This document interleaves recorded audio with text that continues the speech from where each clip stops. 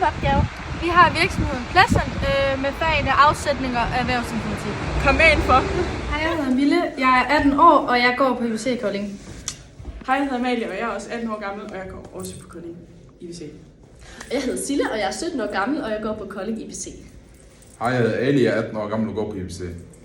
Vi har fået virksomheden Pleasant. Pleasant er en tøjbutik, der sælger tøj på nettet og i deres fysiske butik i København.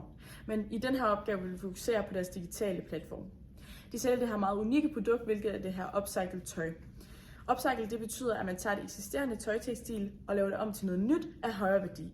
Vi har så fået stillet en problemstilling, som vi så ud fra det skal komme med et løsningsforslag på. Og deres problemstilling lyder på: hvordan kan Pleasant.dk øge sin digitale omsætning? Vi ved, at Pleasants målgruppe er primært af folk fra alderen 25 til 40.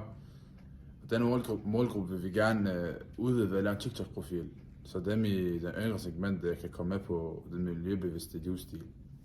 Her har vi vores forslag på en TikTok-profil til Pleasant.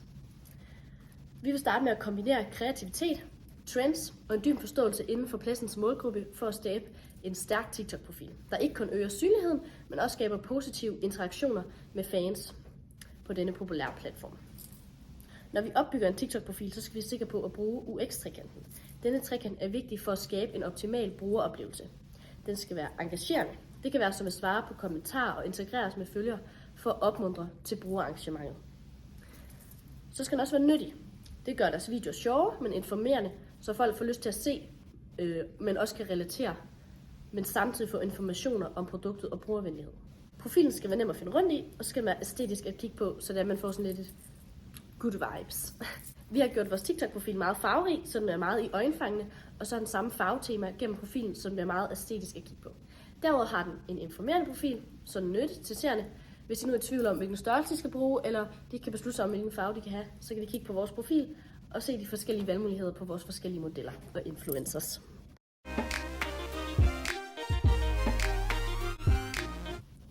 FN's verdensmål og Pleasant. Pleasant går meget op i miljø og deres bæredygtige produktion, og derfor opfylder de nogle forskellige verdensmål inden for FN. Det første verdensmål, de opfylder, det er ansvarlig forbrug og produktion. Det er det her med, at de bruger genbrugsmaterialer og recycler alt deres tøj. Derudover så opfylder de klimaindsats, som er FN's verdensmål nummer 13. De formindsker CO2 ved at bruge de her genbrugsmaterialer og lave nyt tøj ud af gamle dynebetræk og due. FN's verdensmål nummer 14, det er livet i havet, og det hjælper FN's verdensmål også med, da det er, at de bruger plastik fra havet i deres skjorter som knapper. Peace out. I Pleasant vil vi gerne inddrage influencers for at skabe højere opmærksomhed, omtale og kendskab. TikTok er en reklameplatform, hvor vi kan få en meget bredere målgruppe. Vi laver en konto, som Sille viste sidst, hvor jeres reklame fremstår, og hvor vi kan reklamere for jeres indestående produkter.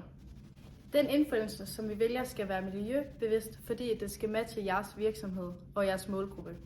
Fra vores TikTok-konto opretter vi et link, så man direkte fra TikTok-profilen kan komme ind på Pleasants hjemmeside og købe jeres produkter.